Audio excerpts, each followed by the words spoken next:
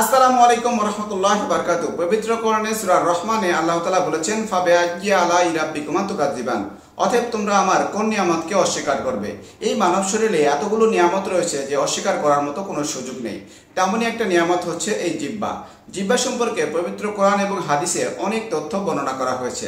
আজ আপনি জিহ্বা সম্পর্কে এমন কিছু বৈজ্ঞানিক তথ্য জানতে চলেছেন যা হয়তো আপনার কাছে নতুন মনে হতে পারে। পবিত্র কোরআনে সূরা নূরের 24 নম্বর আয়াতে আল্লাহ তাআলা বর্ণনা করেছেন যে জিহ্বা কিয়ামতের দিন মানুষের কৃতকর্মের সাক্ষ্য দিবে।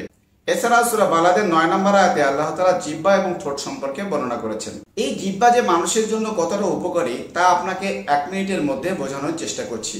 আপনি অল্প সময়ের জন্য জিহ্বাটাকে বন্ধ করুন এবং দেখুন, কথা বলার চেষ্টা করুন। তাহলে দেখবেন যে জিহ্বা ছাড়া আপনি কোনো কথাই বলতে পারতেছেন না, এবং জিহ্বা ছাড়া আপনি কিন্তু কোনো কিছু খেলে তার স্বাদও গ্রহণ করতে পারবেন না।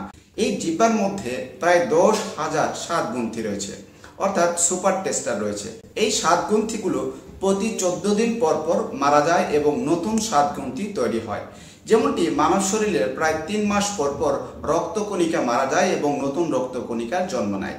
এই 10,000 স্বাদ গ্রন্থির নিচে এক ধরনের স্নায়ু থাকে। যখন আপনি কোনো কিছু খান তখন এই স্নায়ুর মাধ্যমে মস্তিষ্কের যে অংশটি স্বাদ গ্রহণ করে সেখানে সে পাঠিয়ে দেয়। অর্থাৎ এই মস্তিষ্কের স্নায়ুর সাথে জিহ্বার এই 10,000 গ্রন্থির নিচে যে স্নায়ু থাকে তাদের মধ্যে একটা দারুণ ইন্টারকানেকশন থাকে। এছাড়াও বিজ্ঞানীরা বলছেন যে জিহ্বা অনুভূতি শক্তি আছে।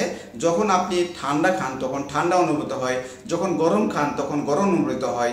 অর্থাৎ জিহ্বা ছাড়া আপনি কোনো কিছু খেতে পারবেন না, স্বাদ গ্রহণ করতে পারবেন না, এবং জিহ্বা ছাড়া আপনি কথাও বলতে পারবেন না।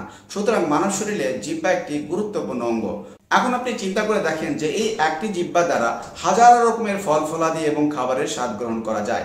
যদি আল্লাহ তাআলা এমন করতেন যে আপেল খাওয়ার জন্য একটি জিহ্বা, তারপরে আঙ্গুর খাওয়ার জন্য আরেকটি জিহ্বা, তারপরে আম খাওয়ার জন্য আরেকটি জিহ্বার প্রয়োজন হতো। এভাবে যখন আপনি আম খেলেন তখন আমের জন্য জিহ্বা টিপ দিলেন, আমের জিহ্বা আসলো। এরপর যখন আপেল খেলেন আপেলের জিহ্বা এভাবে টিপ দিলেন, তাহলে আপেলের জিহ্বা আসলো। এভাবে প্রত্যেকটি খাবারের জন্য যদি আলাদা আলাদা জিহ্বার প্রয়োজন হতো তাহলে দেখেন যে মানুষের মাথা কত বড় হতো এবং মানুষের কত হাজার হাজার জিহ্বা লাগতো। এবং এমন কিছু খাবার যেগুলো অনেকগুলো খাবার দ্বারা মিক্সড করা হয়, সেই মিক্সড খাবার খাওয়ার জন্য কোনো জিহ্বাই আপনি পেতেন না।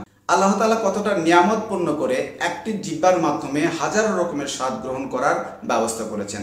পবিত্র কোরআনে সূরা 3-এর 4 নম্বর আয়াতে আল্লাহ তাআলা বলেছেন, we created man of the best actor, আমি মানুষকে সুন্দরতম আকৃতিতে সৃষ্টি করেছি।